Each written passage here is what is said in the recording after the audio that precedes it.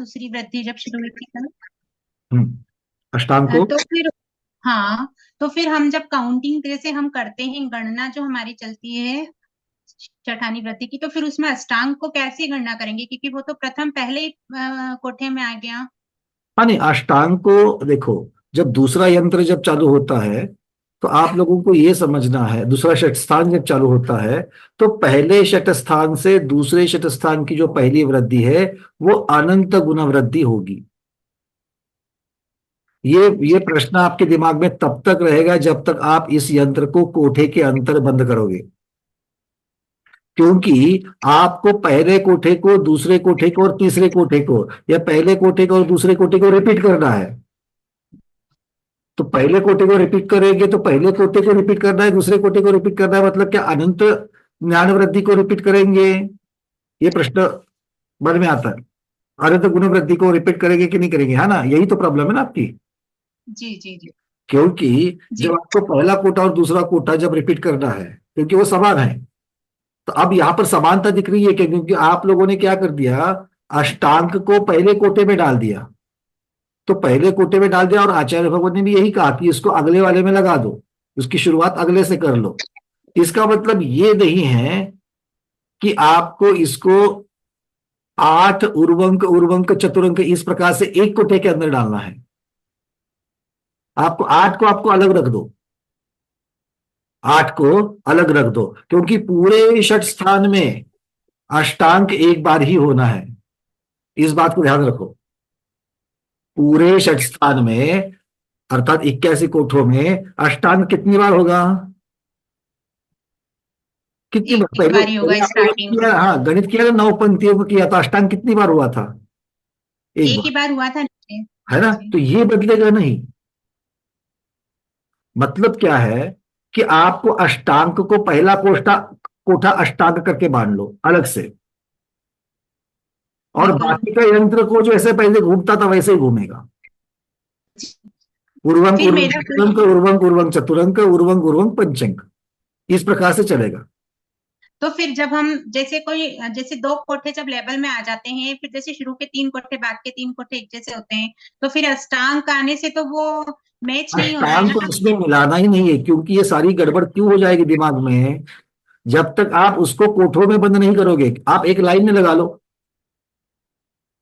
Line में लगा लो आप। लाइन में लगने पर क्या हो जाएगा, जब एक लाइन में आप लिखोगे उर्वंक, एक बार आप कॉपी में लिख ही लो सब लोग, कॉपी में लिखो बिना कोठे की लिखो। ऊ चार, ऊ चार, ऊ पांच, ऊ ऐसा, और सबसे पहले आठ से शुरुआत करना। आठ, ऊ चार, पहली एक लाइन लिख दो चलो। आठ, ऊ चार, हाँ ऊ चार, ऊ पांच, फिर ऊ चार, ऊ चार, ऊ पांच, और फिर ऊ चार, ऊ चार, ऊ छह। इस प्रकार से पहली लाइन लगा लो। जी भैया। ये पहली लाइन हो गई। अब यहां पर कहीं पर भी हाँ आपको बॉर्डर नहीं है, कोठे का बॉर्डर कहीं पर भी नहीं है। अब क्या होगा? अब सबसे पहले कौन सी वृद्धि होगी? अष्टांग वृद्धि होगी, मतलब अनंत गुना वृद्धि होगी। अनंत गुना वृद्धि। वृद्धि के बाद क्या होगा? पहला उर्वंक एग्जीक्यूट होगा, हाँ अनंत भाग वृद्धि होगी। अब एक के बाद में दूसरा उर्वंक आ गया, अब क्या होगा? अनंत भाग वृद्धि होगी। हाँ। दो दो बार अनंत भाग वृद्धि हो गई, और दो लगातार असं आगे करके असंख्यात बार अनंत भाग वृद्धि होगी। उसके बाद जी एक चतुरंक वाली असंख्यात भाग जी। वृद्धि होगी। हाँ अब इसके आगे क्या हाँ होगा? उर्वंक आया गया, एक उर्वंक वाली अनंत भाग वृद्धि होगी, फिर एक अनंत भाग वृद्धि होगी, फिर असंख्यात बार अनंत भाग वृद्धि होगी, फिर एक हाँ बार असंख्यात भाग वृद्धि होगी। हाँ। अब यहां पर आने के बाद में चूंकि ये उचार, लास्ट वाले उचार, लास्ट मतलब अभी जो अभी एग्जीक्यूट किए वाले उचार, और इसके पहले भी उचार आया था, हाँ इसलिए उचार और उचार ये जो है ये असंख्यात बार रिपीट होगा। वही तब पहले तक वाली सेम प्रोसीजर रहेगी जो पहले हम। बिल्कुल बिल्कुल, क्योंकि अब यहां पर चूंकि यहां पर कोई कोठे नहीं है, इसलिए आपको रिपीट कहां पर हो रहा है उतना देख करके उसको रिपीट करना है। अब आपके दिमाग में भ्रांति नहीं बनेगी कि आठ को ले लूं कि नहीं ले लूं। आठ अलग है, और पूरे षट स्थान में आठ अष्टांग वृद्धि एक ही बार होगी, उसको अलग कर लो, बाकी सारा यंत्र सेम रहेगा। अंत वाला कोठा, जी इक्यासी वाला कोठा कैसा चलेगा? सिर्फ उर्वंक उर्वंक चलेगा और खत्म हो जाएगा यंत्र। जी भैया जी। फिर जो ये अष्टांग रहेंगे इसमें कितने जीव पाए जाएंगे जो सेकंड में अब अनंत गुण अब अब वृद्धि अब होगी? बात यहां पर आती है, अब बात यहां पर आती है कि जो पहले शत स्थान का उर्वंक उर्वंक करके आपने खत्म कर दिया, हाँ पहले शत स्थान की पंचवृद्धि हो गई, तो उर्वंक उर्वंक करके आपने खत्म कर दिया। अब यहां से आगे दूसरा शत स्थान जो होगा, मतलब उर्वंक उर्वंक करके आप कहां पर आए थे? यहां पर। तो उर्वंक उर्वंक आपने असंख्यात बार किया पहले शत हाँ। स्थान के अंत में, और करके आप इस लेवल तक आ गए। अब इस लेवल से आपको अनंत गुण वृद्धि करनी है, तो अनंत गुण वृद्धि करके आप यहां पर पहुंच जाओगे। अब यहां पर पहुंचने के बाद जीव इस ज्ञान के साथ वो जीव होंगे, इस ज्ञान के साथ जीव होंगे, बीच वाले ज्ञान के साथ वाला कोई जीव नहीं होगा। अच्छा। दो वृद्धियों के बीच में कोई जीव नहीं होगा। क्योंकि आपको इसको गणित में अगर आप रखोगे तो सीधा समझ में आएगा। 1000, 1100, 1210, में कल से यही बता रहा हूं आप लोगों को। 1000, 1110, 12 वो जो भी है, 1000, 1100, 1210, 1320, ये जो आएंगे तो 1000 ज्ञान वाला जीव होगा, 1100 वाले ज्ञान का जीव होगा, 1210 वाला होगा, 1320 वाला होगा। क्योंकि ये वृद्धि करके आप चढ़ गए हो। जैसे एक स्टेप से दूसरे स्टेप में चढ़ते हो, बीच में और कोई स्टेप है क्या? नहीं है, और रखते खाली हो? है। नहीं, सीधा उठा। किंतु आप अगर स्केल से मापोगे तो 8 इंच वाली, अविभाग 8 इंच वाली, 10 इंच वाली, जितनी भी आपकी स्टेप तो ऊपर चढ़ गई। तो आप सीधा जीरो से पाँव उठाते हो, 10 इंच पर रखते हो, फिर पाँव उठाते हो, 20 इंच पर रखते हो। तो गिनने के लिए बीच में 10, 11, 12, 13 इंच है कि नहीं है? बट वहां पर आप पाँव रखते हो क्या? नहीं, सीधा 10 के बाद 20 पर रखते हो। वैसे भी यहां पर है, पहला जीव पर्याय ज्ञान के बाद में अनंत भाग वृद्धि वाली जो वृद्धि होगी, उस वृद्धि के बाद जितना ज्ञान होगा उसी ज्ञान को जीव धारण करेगा। उसके बाद अनंत भाग वृद्धि होगी, उतना जीव जो जितनी होगी, जिस लेवल में जाएगा उतना ही ज्ञान जीव धारण करेगा, उसके बीच वाला ध्यान नहीं करेगा। इस जी बात भैया को जी। समझ लो। इसीलिए जी शक्त्यांश वाली लाइन जो है वो अलग चलेगी। शक्त्यांश वाली लाइन 1-1%, 1-1% से बढ़ाते जाओ आप, या एक एक अविभाग प्रतिच्छेद से बढ़ाते जाओ। वो तो संख्या है, वो संख्या में अविभाग प्रतिच्छेद में एक एक एक एक एक, एक बढ़ाते जाओगे आप। किंतु यहां पर जब जैसे उदाहरण के लिए लड्डू का उदाहरण ले सकते हो, बट ये अप्रोप्रिएट उदाहरण नहीं है। मतलब ऐसा प्रैक्टिकल में नहीं होता, इसलिए समझ में थोड़ा सा मुश्किल से आएगा। कि मान लो कि आप लोगों ने क्या कर दिया, आप लोगों के बताया गया है कि भैया 10-10 की चेंजेस करके ही आपको पहले 10 लड्डू बनाने हैं। तो 1100 बूंदी वाला पहला लड्डू बनेगा, 1100 के बाद में एक 1210। 1000 बूंदी वाला लड्डू बनेगा, फिर 1100 बूंदी वाला लड्डू बनेगा, फिर 1220 वाला बनेगा। इस प्रकार से आपको लड्डू बनाते जाने हैं। तो आपके पास लड्डू बनेगा तो या तो 1000 का, नहीं तो 1100 का।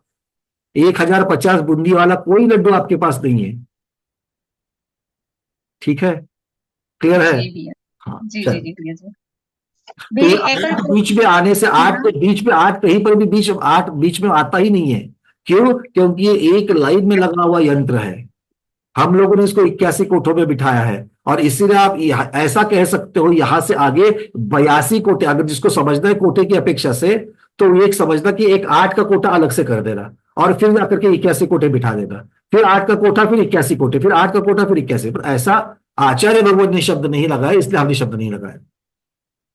जी जी जी। ठीक है। इसका मतलब ये हुआ भैया जी कि जगन्य पर्याय ज्ञान में जो जीव हैं उनके पास अनंत गुण वृद्धि मतलब अष्टांग के शक्तियांश तो हैं लेकिन वो व्यक्त नहीं है।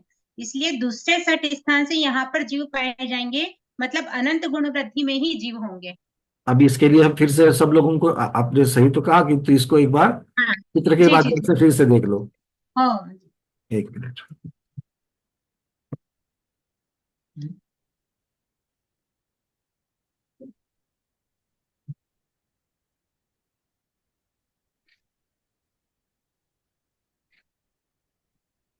हाँ बोलिए, आप क्या कहना चाहते हो? जी वही वही भैया जी, जो जघन्य पर्याय ज्ञान जो है ना, ये जो जघन्य पर्याय ज्ञान है यहाँ पर जो पहला वाला जो हमने स्टार्ट किया था सर्ट स्थान आनी वृद्धि का, हम्म। उसमें जो सबसे पहला जो ज्ञान है जघन्य पर्याय ज्ञान जो बिल्कुल हमने स्पर्शन इंद्रिय मति ज्ञान से जो हुआ था जीव के, उसको माना था। तो उसके ज्ञान वहां पर उसके पास शक्तियांश तो है अष्टांग मतलब अनंत गुण वृद्धि वाले, लेकिन व्यक्त नहीं है, प्रकट नहीं है, ऐसा। किसके? पहली गुण स्थान वृद्धि में, जघन्य पर्याय ज्ञान वाले में। नहीं देखो सर, इसको कैसे कहना है आपको मैं बताऊं। सबसे पहले तो कहना है कि जो सर्वजगन्य ज्ञान जीव में पाया जाता है, जीव में जो सर्वजगन्य ज्ञान पाया जाता है, उसमें स्वयं में अनंत अविभाग प्रतिच्छेद होते हैं। हाँ। क्या कहेंगे? क्योंकि अनंत। अविभाग प्रतिच्छेद वाली लाइन अलग चलेगी और गुण वृद्धि वाली अलग चलेगी। तो अविभाग प्रतिच्छेद क्या है? ज्ञान गुण के छोटे छोटे शक्त्यांश है। तो जब पर्याय ज्ञान होता है, किसी भी जीव को पर्याय ज्ञान होता है, मतलब सबसे कम ज्ञान होता है, उससे नीचे कोई जीव को ज्ञान नहीं होता है। तो वो जो सर्वजगन्य पर्याय ज्ञान है, उसकी वैल्यू कितनी है? शून्य, एक, क्या और कुछ? तब आचार्य कहते हैं उसकी वैल्यू है अनंत अविभाग प्रतिच्छेद। इसी को हमने कल अच्छा। मिनिमम बैलेंस कहा था। इसके मतलब जीव को जब भी ज्ञान होगा कम से कम, तो वो इतना होगा, कितना? अनंत अविभाग प्रतिच्छेद वाला पर्याय ज्ञान तो कम से कम होगा ही होगा, उसके नीचे वाला नहीं होगा। तो उसके नीचे ज्ञान है कि नहीं है? उसके नीचे जीव में ज्ञान नहीं है, किंतु अविभाग प्रतिच्छेद शक्त्यांश की अपेक्षा से उसके नीचे ज्ञान है। कितना है? अनंत है। इसीलिए वो 8 का अंक जो है अनंत गुण वृद्धि का, वो नीचे रह गया। जी जी। बट वहां पर वही साक्षात बैंक। जीव, ये आपको कौन सा कथन है? अगर आप गुण और गुणी इसको अलग करके देखते हो तो ही ये कथन सिद्ध होता है। अगर गुण और गुणी इसको हमेशा एक साथ करके चलोगे तो ये कथन सिद्ध नहीं होगा। क्यों? क्योंकि जहां जीव है वहां ज्ञान होना चाहिए, जहां ज्ञान है वहां जीव होना चाहिए। है कि नहीं है? फिर जीव कहां जी। पर है? पर्याय ज्ञान के यहां पर जीव है। उसके नीचे तो जीव है ही नहीं है, फिर उसके नीचे जीव नहीं है तो ज्ञान कैसे रहेगा? क्योंकि ज्ञान को धारण कौन करेगा? बात समझ में आ गई? तो जी जी। इसीलिए ये कथन गुण और गुणी को एक साथ करके चलोगे तो उस अपेक्षा से नहीं है। तो कैसे है? गुण को अलग करो, गुणी को अलग करो, जो कभी नहीं होता है। गुण को अलग करो और गुणी को अलग करो, जो कभी नहीं होता है। किंतु गुण को अकेले गुण की चर्चा करो, ये हो सकता है। अकेले गुण की चर्चा करो, निश्चय से अकेले गुण की चर्चा करो। करते कि नहीं करते हो? अभी आप और हम जीव है कि नहीं है? हाँ। क्या हम शुद्ध जीव है? नहीं शुद्ध है। तो फिर हम लोग भविष्य की अपेक्षा या किसी अपेक्षा से हम उसको सिद्ध भगवान करके नमस्तु करते कि नहीं करते हैं? जो करते भव्य हैं। जीव है वो, उनमें हम सिद्ध भगवान देखते कि नहीं देखते हैं? वो कैसे देखते देखते हैं? हैं। क्योंकि हम अपने क्योंकि हम अपनी आत्मा की जो अशुद्धियां है उनकी तरफ नहीं देखते हैं, सिर्फ शुद्ध आत्मा की तरफ देखते हैं। वैसे ही आत्मा और ज्ञान, आत्मा और ज्ञान ये किसी अपेक्षा से एक ही जगह पर है, किसी अपेक्षा से एक ही है, और किसी अपेक्षा से अलग अलग है, भिन्न है। क्योंकि एक गुण है और दूसरा गुण को धारण करने वाला गुणी है। जैसे शक्कर और मिठास, शक्कर और मिठास एक है कि अलग है? इस प्रश्न का उत्तर क्या दोगे? एक ही है ना। शक्कर है तो मिठास है जहाँ। अच्छा, एक ही है तो शक्कर को तो बना सकते हैं, मैन्युफैक्चरिंग प्रोसेस मालूम है। मिठास की मैन्युफैक्चरिंग प्रोसेस क्या है?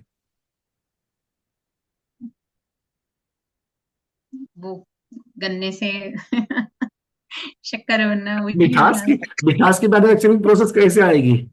मिठास गुण है। जी शक्कर, चीनी जो है, शक्कर जो है, ये उसको धारण करने वाला स्वामी है।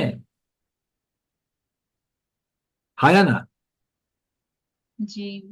अब शक्कर में जितनी मिठास होती है, शक्कर में जितनी मिठास होती है, क्या उतनी ही जो सर्वजगन्य मिठास शक्कर में पाई जाएगी? दुनिया भर की शक्कर में इंस्ट्रूमेंट के द्वारा हम सर्वजगन्य मिठास को पाएंगे। क्या वो सर्वजगन्य मिठास शून्य होगी? सब लोग सोच समझ नहीं। करके चिंतन करना। दुनिया भर की नहीं। चीनी ले लो, दुनिया भर की चीनी ले लो, कोई चीनी मीठी होगी, कोई चीनी ज्यादा मीठी होगी, कोई कम मीठी होगी। हाँ या ना? हाँ होगी, और लेकिन उसमें। उसमें से जो भी सर्वजगन्य मीठी होगी, दुनिया भर की शक्कर शक्कर सर्वजगन्य मीठी होगी, क्या वो 0% मीठी होगी, 5% नहीं, मीठी होगी, 10% मीठी होगी, कितनी होगी? कुछ ना कुछ उसमें तो होगी, सत्यांश है। कुछ ना कुछ तो होगी, है हाँ, ना? अब कुछ ना कुछ तो होगी, इसका अर्थ क्या हो गया? इसका अर्थ क्या हो गया? कि इसके नीचे भी मिठास होती है। जब हम मिठास को अकेले देखेंगे तब कहेंगे इसके नीचे भी मिठास होती है, परसेंटेज वाइज। पर उसके नीचे जो मिठास है, उस मिठास वाली कोई शक्कर पाई गई क्या? अरे बोलो, आप ही तो बताया था कि सर्वजगन्य मिठास, दुनिया भर की शक्कर हम लोगों ने इकट्ठा कर ली, और उस चक्कर में से सब अलग अलग करते गए। भैया ये इंडिया की सबसे मीठी है, अफगानिस्तान की उसके नीचे है, टर्की की उसके नीचे है, इटली की उसके नीचे है। ऐसा करते करते करते करते करते करते करते भाई एक आपको शक्कर मिल गई कि जो शक्कर सर्व सर्व जगन्य मीठी है। सर्वजगन्य मीठी है, कितनी मिठास है उसमें? बोले 13% मिठास है। इंस्ट्रूमेंट ने बताया कि 13% मिठास है। अब 13% मिठास है, तो दुनिया भर की कोई भी शक्कर ले लो, उसमें 13% से कम मिठास है क्या? नहीं है। मतलब 13% मिठास से ऊपर ही शक्कर की मिठास होती है।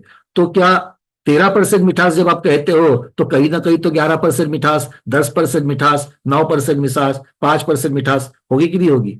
जब 13% है तो 5% होनी चाहिए। बट कोई शक्कर में नहीं पाई जाती है।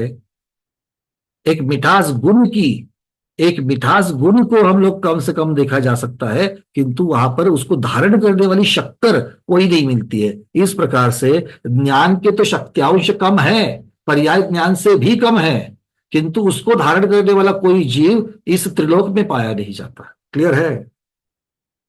चलिए, बहुत बढ़िया। हाँ भाई, अब इससे इससे संबंधित किसी को प्रश्न है क्या? इसको छोड़ करके प्रश्न है? संगीता दीदी आपके पास आ रहा हूं मैं। अरविंद जी बोलिए। अजय दीदी आपके प्रश्न पूर्ण हो गए? हो गए। चलिए अरविंद जी। हाँ, वन्ना भैया जी। हाँ जी।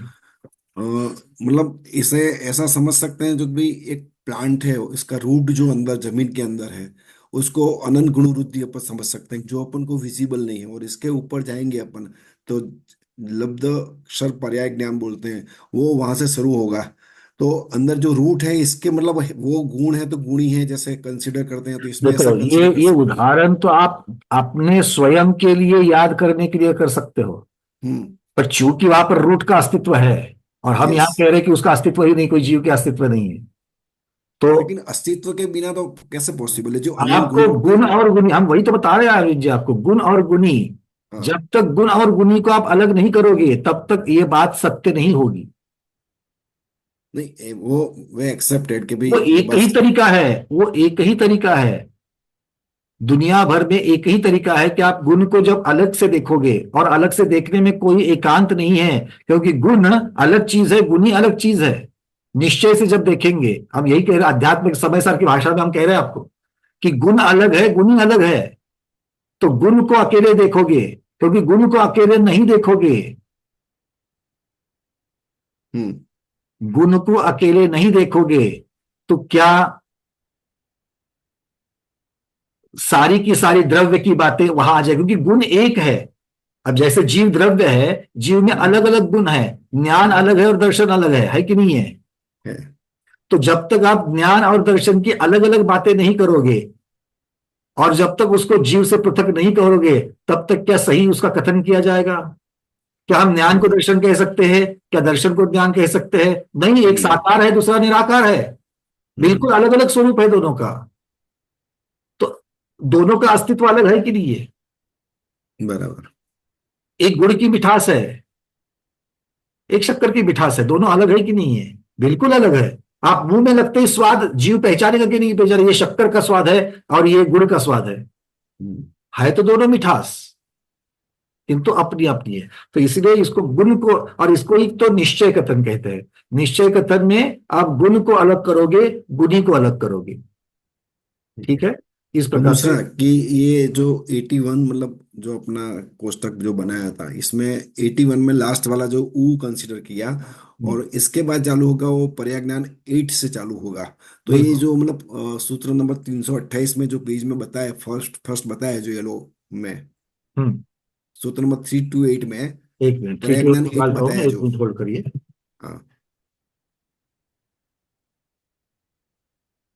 हाँ, 3 to 8 को यहाँ से मैं आपको शेयर हाँ कर रहा हूँ। बस, इसमें जो लास्ट की दो मतलब जो कोष्टक बताए ना अपन, इसमें पर्याय ज्ञान 8 लिखा है, तो 81 जो ऊ के बाद आएगा वो पर्याय ज्ञान 8 अकेला आएगा, उसके बाद वो वापस जो अपन पहले के जो करते थे वो रिपीट हो गए, ये हुआ ना।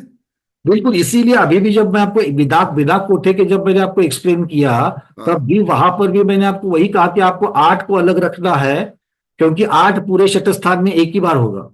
मतलब सर, अपन एक हॉरिजेंटल कंसीडर करते हैं, पूरे 81 हॉरिजेंटल कंसीडर करते हैं एक ही लाइन में, तो 81 में जो आएगा वो ऊ आएगा, और 82 में आएगा वो पर्याय ज्ञान 8 आएगा, और बाद में वापस 82 में ऊ 4 चालू हो जाएगा।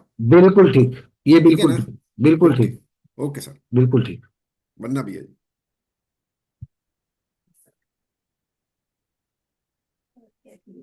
शुरुआत 8 से होगी, ऊ से 81 का खत्म हो जाएगा, 82 में फिर से 8 आएगी, फिर ऊ 4 से चालू हो जाएगा। बिल्कुल ठीक। ठीक है, चलिए। हाँ, संगीता दीदी, आपने मुझे एक प्रश्न भेजा था, आज वही विषय आ रहा है, कौन सी वृद्धि कितनी बार होती है, ठीक है ना। तो कई सप्तांक के बारे में आपने 2 कहा था, और आपको चार्ट में 3 दिख रहा है। अब इसको 3 के साथ में कैसे संबंध लगाना है मैं आपको दिखाता हूँ, ठीक है। आज अंक संदृष्टि के द्वारा वैसे था, इसलिए इसको छोड़ करके और कोई प्रश्न है आपका? हाँ, बोलिए वंदना बोलिए। भैया जी, तो मुझे ये है कि बाबा अभी अष्टांग एक बार लिखा है। हम्म। हम्म, तो यानी अनंत गुना वृद्धि वाला एक स्थान होता है, हम्म, और दूसरा षट स्थान वहां से चालू होता है, ऐसा लेना है, राइट। बिल्कुल बिल्कुल तो फिर आगे ऐसे सेम प्रोसेस ऐसे हो गया, और कितनी बार तो असंख्यात लोक बार कितनी बार हो जाएगा। तो फिर बिल्कुल बाद में अक्षर अक्षर जो ज्ञान वाला जो है पहला वाला वो आ जाएगा, बिल्कुल ठीक, ऐसा है। हाँ। बिल्कुल ठीक। और दूसरा दूसरा मुझे ऐसा एक और थोड़ा क्लियर करना है कि यानी जो अपना ये जो एकेंद्रीय सूक्ष्म एकेंद्रीय जो पर्याय है, तो उसमें भी ऐसा कम ज्यादा ज्ञान की वृद्धि हो जाती है, ऐसा लेना है इधर। बिल्कुल बिल्कुल, जितने भी असंगी है, जितने भी, अब सूक्ष्म निगोदिया शुरू कर लो। सूक्ष्म निगोदिया शुरू तो हो गया पर्याय ज्ञान से, जिसको पर्याय ज्ञान, सभी सूक्ष्म निगोदिया में पर्याय ज्ञान नहीं होगा, किसी को पर्याय प्लस पर्याय समास भी हो सकता है, बट जिसके पास पर्याय है तो उसकी वृद्धि इसी प्रकार से होगी। उसकी वृद्धि की शुरुआत उर्वंक से होगी, अच्छा। फिर उर्वंक होगा, फिर उर्वंक उर्वंक असंख्यात बार होगा, और फिर एक बार असंख्यात भाग वृद्धि होगी, और इस प्रकार से वो चलते जाएगा जब जब उसकी विशुद्धि बढ़ेगी तब तक। अगर मान लो अच्छा। आगे बढ़ गया, फिर भी कल भी मैंने बताया था, आगे बढ़ गया और संक्लेश बढ़ गए विशुद्धि की जगह पर, वो नीचे भी आएगा, क्यों नहीं आएगा। जैसे आप और हम, अक्षर अक्षर समास ज्ञान में, आप और हम कहा है, अक्षर समास ज्ञान में है। हम्म। जैसे ये पर्याय समास है, हम अक्षर समास में, जितने भी हम बैठे हम अक्षर समास ज्ञान वाले सब है। अब अक्षर समास में कोई मान लो 500 अक्षर के बाद वाला है, कोई 1000 अक्षर के बाद में बैठा हुआ है, और 1000 अक्षर तक तो चला गया था, और आज जबरदस्त संक्लेश परिणाम हो गए, और बोलते बोलते क्या बोल रहे हैं, अरे मुझे याद है रे, बस मेरे मुंह में शब्द है बट अभी याद नहीं आ रहा। क्या हो गया? हम्म। उतने अक्षरों के ऊपर पर्दा पड़ गया ना, तो उतने अक्षर नीचे आ गया, सीधी बात। हाँ। और ये जो अविभाग प्रतिच्छेद है पर्याय ज्ञान के, तो हम्म। वो उसमें उसमें कैसा लेना है, क्योंकि उसमें ऐसा नहीं। पर्याय ज्ञान के अविभाग प्रतिच्छेद नहीं है, पूरे के पूरे ज्ञान के ही अविभाज्य प्रतिच्छेद है, पूरे के पूरे ज्ञान की ओके। ही है। ठीक है ना। एक मिनट, आचार्य आ गए हैं।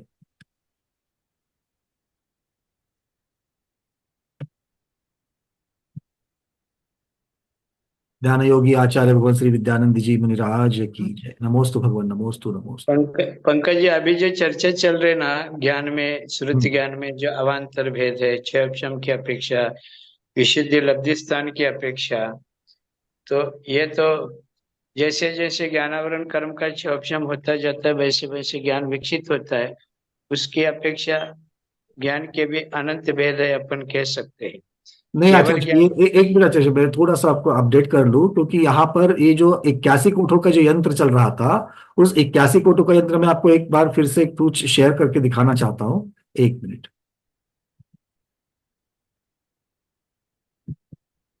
81 कोठों के यंत्र में एक अनंत भाग वृद्धि कही गई है, एक ही बार होती है।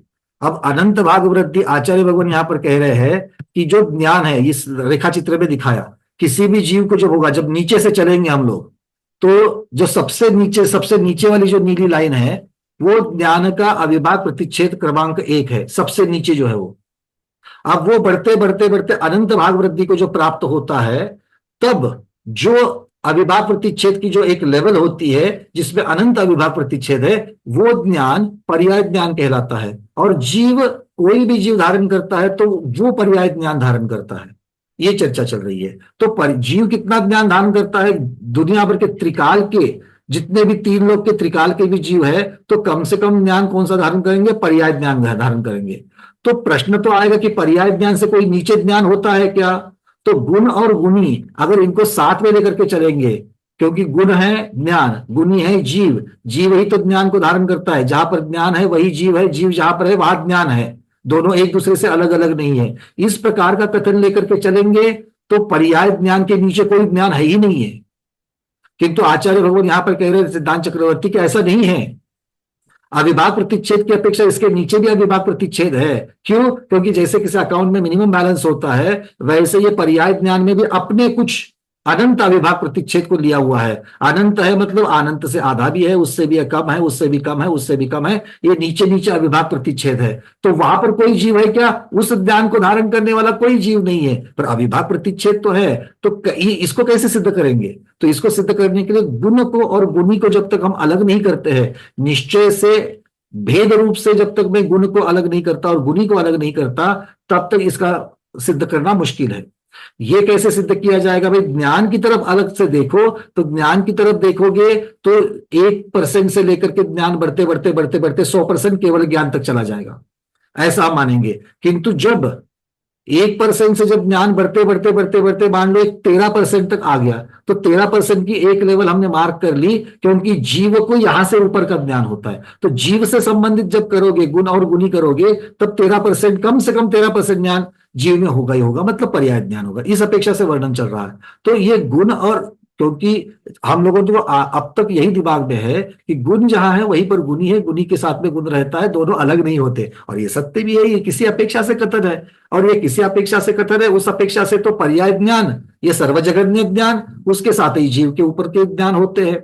अब इसी के साथ में और एक बात जब होती है कि भाई पर्याय ज्ञान के बाद में कौन सा ज्ञान होता है, अगर इसकी नेक्स्ट स्टेप वाला अगर ज्ञान होगा तो कौन सा होगा? आचार्य भगवत कहते हैं कि अनंत भाग वृद्धि के बाद जितना ज्ञान होगा उतना होगा, मतलब सीधे सीधे जगन्य पर्याय समास ज्ञान होगा।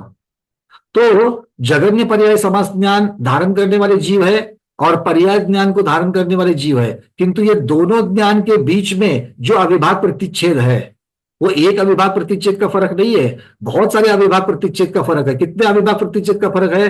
तो अनंत भाग वृद्धि के वृद्धि जितनी इंक्रीमेंट हुआ है उस अमाउंट का है। मतलब यहां पर पर्याय ज्ञान को, पर्याय ज्ञान के अविभाग प्रतिच्छेद जितने हैं उसको समस्त जीव राशि वाला जो अनंत है उससे जब भाग दे देंगे, वो भाग देने के बाद में जो उत्तर आएगा, जो लब्ध आएगा, उस लब्ध वही वृद्धि है। तो वो वृद्धि जो है, वो वृद्धि के बीच में कोई भी जीव नहीं होगा। तो या तो जैसे इसके लिए उदाहरण दिया, जैसे कोई एक सीढ़ियां है, घर की सीढ़ियां है, पहले मस्जिद पर जाना है तो ग्राउंड फ्लोर पे जब खड़े हैं तो 0 पर खड़े हैं। यहां से 10 इंच की पहली सीढ़ी है, तो हम पाव उठाएंगे तो सीधा 10 इंच पर रखेंगे, दूसरा पाव उठाएंगे तो सीधा 20 इंच पर रखेंगे। तो आप, कोई जीव या तो 10 इंच पर खड़ा है, या तो 20 पर खड़ा है, या तो 30 पर खड़ा है। किंतु इसके बीच में मेजरमेंट के हिसाब से अगर अलग से देखेंगे, मेजरमेंट के हिसाब से, तो 25 इंच भी है, 28 इंच भी है, 24 इंच भी है। बट उन 24 इंच के ऊपर कोई जीव खड़ा नहीं है, कोई 25 के ऊपर खड़ा नहीं है, 28 के ऊपर नहीं है, या तो 10 पर खड़ा है, या तो 20 पर खड़ा है, या तो 30 पर खड़ा है। तो जीव की अपेक्षा से वर्णन करोगे तो जीव आपको 10 इंच पर, 20 पर इंच पर, 30 इंच पर मिलेगा, बीच में नहीं मिलेगा। वैसे ही यहां पर जीव मिलेगा तो पर्याय ज्ञान को धारण किए हुए, जगन्य पर्याय समास ज्ञान को धारण किए हुए, इसके ऊपर और एक उर्वंक वृद्धि के धारण किए हुए, उसके बाद में असंख्यात बार उर्वंक को धारण किए, इस प्रकार से होगा। तो ये चर्चा गुरुदेव यहां पर चल रही है। ठीक। चलिए, माने कुल मिला करके मुझे यही कहना था, ज्ञान में अवान्तर भेद अनंत प्रकार के हैं। किंतु वो ज्ञान के जो अवान्तर भेद जो आप कह रहे हो, वो कौन से ज्ञान के कह रहे हो? वो अविभाग प्रतिच्छेद की अपेक्षा से कह रहे हैं या फिर अविभाग की अपेक्षा? अविभाग प्रतिच्छेद की अपेक्षा। बिल्कुल, तो फिर ये बिल्कुल भी यहां पर फिट बैठ जाता है। हाँ। आगे बात सबको समझ में है। आचार्य ने क्या कहा? अविभाग प्रतिच्छेद की अपेक्षा से ज्ञान के और भी भेद हो जाएंगे, किंतु उस ज्ञान को धारण करने वाला कोई जीव नहीं है, जीव की अपेक्षा से वर्णन वहां पर नहीं होगा। ठीक है, चलिए वनिता गिरावत दीदी। नमस्ते आचार्य से वंदना भैया जी। बोलो भैया जी, ये जो आपने पहले जो शुरुआत को कैसी कोटों की शुरुआत पहले से करी, गुण अनंत भाग वृद्धि शुरू करी, उसमें अष्टांग पहले लेंगे तो फिर वो षट स्थान ही होगा ना, फिर पंचस्थान कैसे होगा? नहीं, क्योंकि देखो, पहला जो 8 रखा हुआ है, अब इसी चित्र में आपको देखना था ना, पहला 8 कहां पर रखा है? देखो, पहला 8 कहां पर रखा है? गुण वनिता, वृद्धि पर दिख नहीं रहा भैया थोड़ा सा। अब दिख रहा है? हाँ, अब देखो, आपका हाँ आपका यंत्र कहां से शुरू हो रहा है? पर्याय ज्ञान से शुरू हो रहा है। हाँ हाँ। और अष्टांग वृद्धि कहां पर है? पहली अष्टांग वृद्धि कहां पर है? पर्याय ज्ञान पर पर्याय ज्ञान से नीचे है ना। नीचे। हाँ, तो आपके पहले पहले स्थान में अष्टांग वृद्धि है क्या? नहीं तो फिर उसको नहीं लेना है ना फिर तो। हाँ, उसको हाँ उसको नहीं लेना है। कैसे नहीं लेना है और कैसे लेना है, ये हमने दोनों चीजें आपको बता दी। ठीक है ना। ठीक है। यंत्र में तो नहीं आएगा, इसीलिए पहला षट स्थान ये पंच स्थान वाला षट स्थान, पहली वृद्धि जो है पंच स्थान वृद्धि होगी। आगे की असंख्यात लोक प्रमाण वृद्धियां षट स्थान की अपेक्षा से होगी। ठीक ठीक भैया, ठीक है। चलिए, कल्पना सेठ दीदी। ये जो अष्टांग बताया है, तो एक कोठा पूरा होने के बाद में अष्टांग गुण वृद्धि होती है, मतलब अनंत गुण वृद्धि होती है। हाँ, पहला षट स्थान पूर्ण होने के बाद फिर अनंत गुण वृद्धि होती है। अनंत गुण वृद्धि होती है, और फिर वहां से उर्वंक उर्वंक बाकी वाला जो है वो चालू हो जाएगा। हाँ हाँ, वो चलेगा, फिर वापस अनंत गुण वृद्धि होगी। हाँ, पूरा कोठा पूरा नहीं, लेकिन मतलब उस अनंत गुण वृद्धि, पहली वृद्धि के सेट से दूसरी वृद्धि का सेट अनंत गुना ऊपर रहेगा। हाँ अनंत गुणा हो जाएगा वो, पर मेरा ज्ञान बढ़ता जाएगा वो। बिल्कुल लेकिन अनंत गुण, जो अनंत गुण वृद्धि की जो है, वहां पर जीव होता है क्या? वहां पर ज्ञान ग्रहण करने वाला जीव? बिल्कुल होता है, क्यों नहीं होता है? जैसे यहां पर देखिए, उत्कृष्ट पर्याय समास ज्ञान में उत्कृष्ट पर्याय समास ज्ञान को धारण करने वाला जीव है, और फिर उसके ऊपर अनंत गुण वृद्धि के बाद में अर्थाक्षर ज्ञान को भी धारण करने वाला जीव है।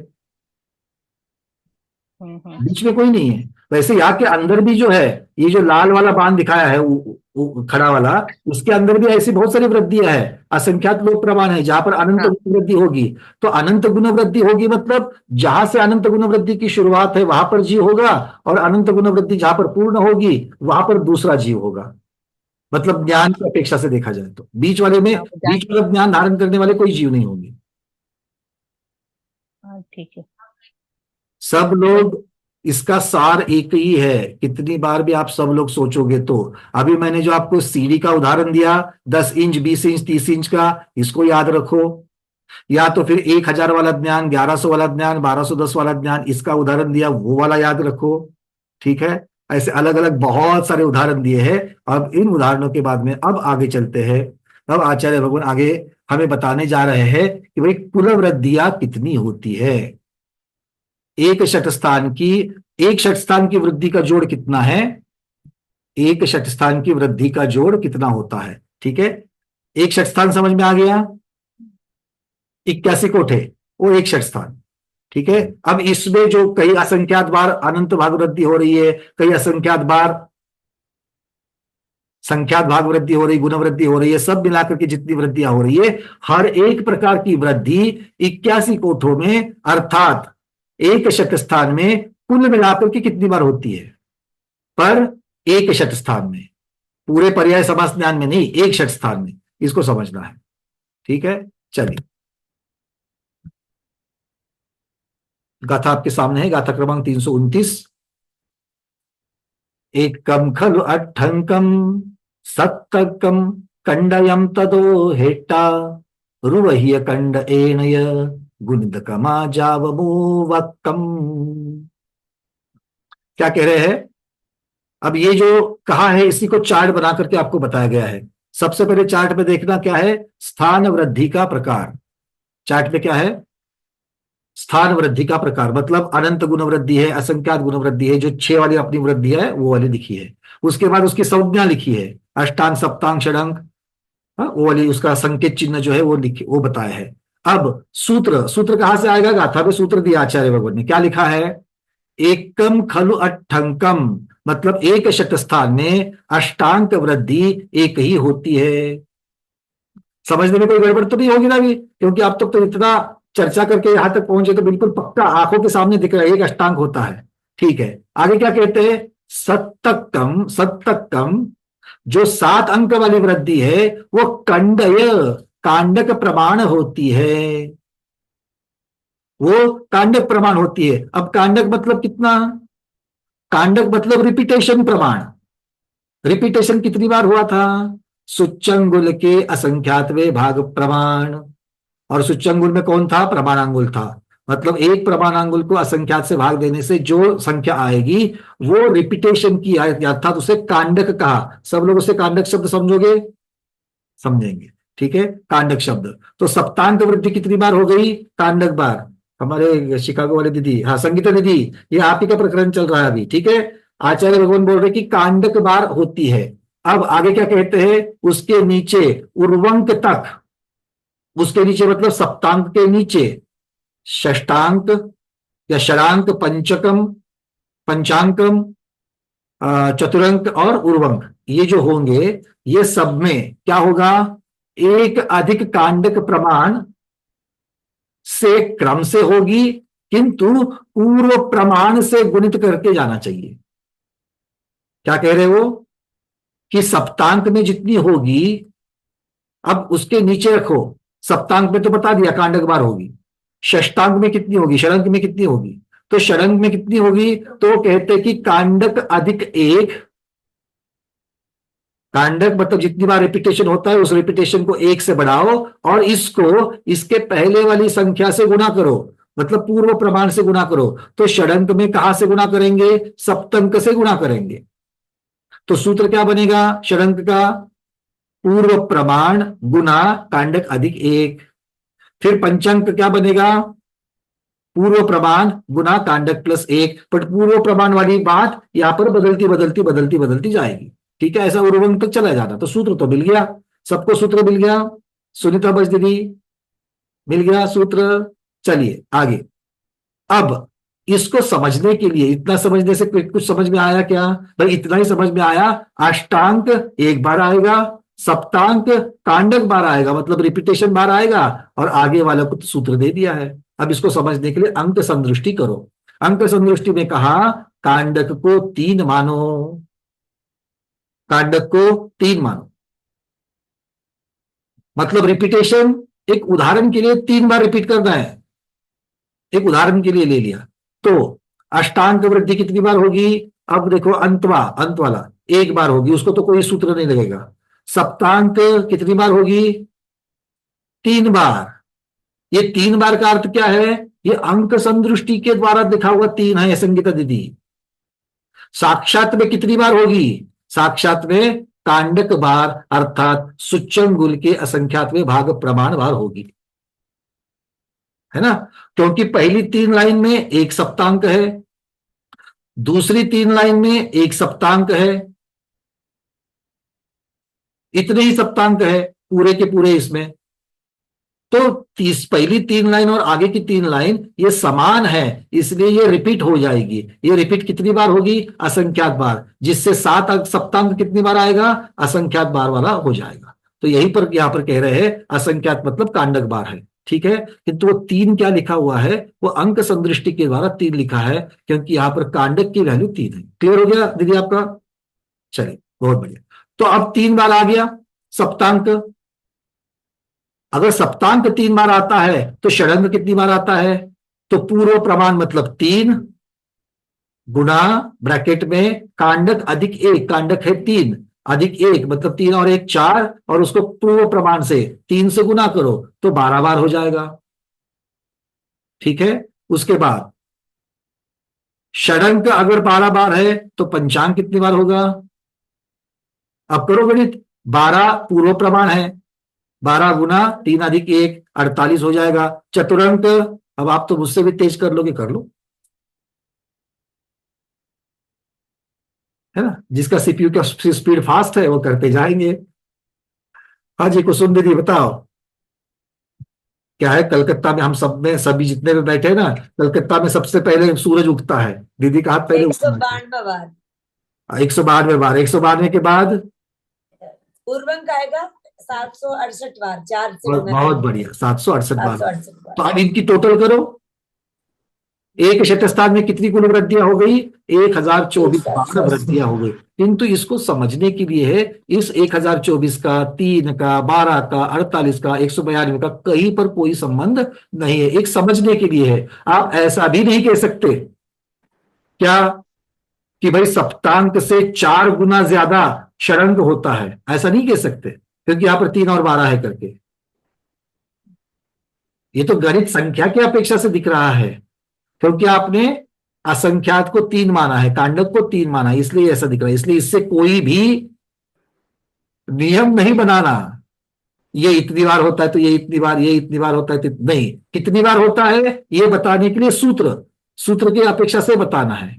बाकी अंक संदृष्टि तो समझने के लिए दी है। क्लियर है? अरे भाई क्लियर है? चलो, क्लियर नहीं है इसीलिए तो प्रमोद जी हैंड रेज किए, अरविंद जी किए, संगीता दीदी बोलिए नहीं, प्रश्न। मैं ये कह रहा हूँ, ये तो कह सकते हैं कि पूर्व प्रमाण का कांडक प्लस 1 गुना ज्यादा होगा, आगे आगे बढ़ता जाएगा, ये तो कह आप सकते कांडक की भाषा में बिल्कुल बोल सकते हैं। हैं। मेरा मतलब कांडक अधिक 1 हाँ गुणिले पूर्व प्रमाण, पहले जितना हाँ था उससे कांडक प्लस 1 गुना ज्यादा, पूर्व हाँ, बस प्रमाण से, पूर्व प्रमाण से कांडक अधिक 1 गुना ज्यादा, बिल्कुल जा- ऐसा बिल्कुल कह सकते हैं। ये कह सकते हैं। मान्य, जब तक आप नेमिचंद्र महाराज की भाषा बोलोगे हम उसको एक्सेप्ट करेंगे, कोई बात नहीं है। ठीक है, चलिए अरविंद जी बोलिए। नमस्ते मारी वंदना भैया जी। इसमें कंफ्यूजन इतना ही है कि जो पहले हमने समझा था, इसमें अनंत भाग वृद्धि, इसके बाद ज्यादा होगा असंख्यात भाग वृद्धि, इसके बाद ज्यादा होगा संख्यात भाग वृद्धि, इसके बाद जो संख्यात असंख्यात अनंत में गुण वृद्धि ज्यादा नहीं होगा, तो नहीं इसमें वो नहीं रिवर्स नहीं समझ रहे हैं अपन। नहीं नहीं, ऐसा कैसे? देखो, असंख्यात, अगर आप कोठों को देखोगे तो नहीं, 4 फर्स्ट में अंक जो को असंख्यात होने के लिए, 4 अंक को असंख्यात होने के लिए, पहला असंख्यात जब होता है कि पहला कोठा और दूसरा कोठा, पहला कोठा और दूसरा कोठा, इसमें 4 जो है वो असंख्यात बार रिपीट हो रहा है, 4। तो पहली बार जब 4 चतुरंग का असंख्यात बार जब रिपीट होता है तो उससे कई ज्यादा उर्वंक उर्वंक पहले असंख्यात असंख्यात असंख्यात बार रिपीट हो रहा है, आया ना? हम्म, तो सबसे ज्यादा रिपीटेशन किस में आएंगे? पूर्वांग में आएंगे। उर्वंक में आएंगे। उससे ज्यादा लेकिन रिपीटेशन चतुरंग में आएंगे, वही आपको दिख रहा है। नहीं, वो बराबर है, लेकिन जो हमने फर्स्ट में जो मतलब कंसिडर किया, ये मतलब मूल राशि 1000 और अनंत में 10 और असंख्यात में 5 और संख्यात में 2, जो अरे वो तो दो मोटा मतलब मोटी अपन। हो गया ना, वो तो वहां पर आपने शक्त स्थान को सिर्फ 6 स्थानों से जाना। यहाँ पर शत स्थानों को आप कितना है उसके अंदर, वो तो नहीं कहने वो के लिए शत स्थान है ना। ये तो नहीं वो मिठाई का डिब्बा, ये तो मिठाई का डिब्बा, अब आप उसके अंदर घुस रहे हो कि उसमें क्या क्या है। नहीं, वो मैं ऐसा ही बोल रहा हूँ भैया जी कि अनंत भाग वृद्धि में इसमें कुल राशि 1100 आई, तो और अनंत गुण वृद्धि में टोटल 10,000 आई थी, बराबर है।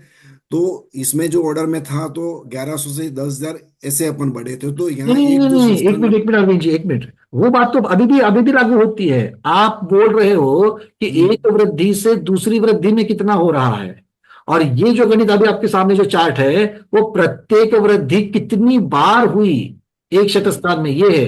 एक है उसकी वैल्यू और दूसरी है कितनी बार हुई। ओके।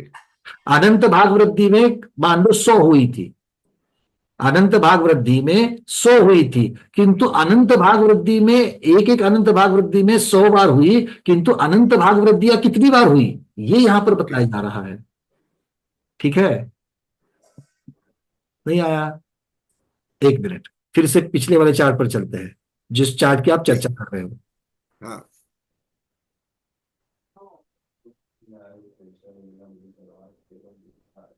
यस। ये वाला चार्ट सही है। हाँ हाँ अब देखो यहाँ पर अनंत भाग वृद्धि में वृद्धि कितनी हुई थी, 100 की हुई थी, बराबर। है ना। यहां पर उसने बताया जब जब अनंत भाग वृद्धि होगी तब तक 100 की वृद्धि हो जाएगी। बराबर। पर अनंत भाग वृद्धि एक षट स्थान में कितनी बार होगी, नंबर ऑफ टाइम। वो नंबर वहां पर आ रहा है,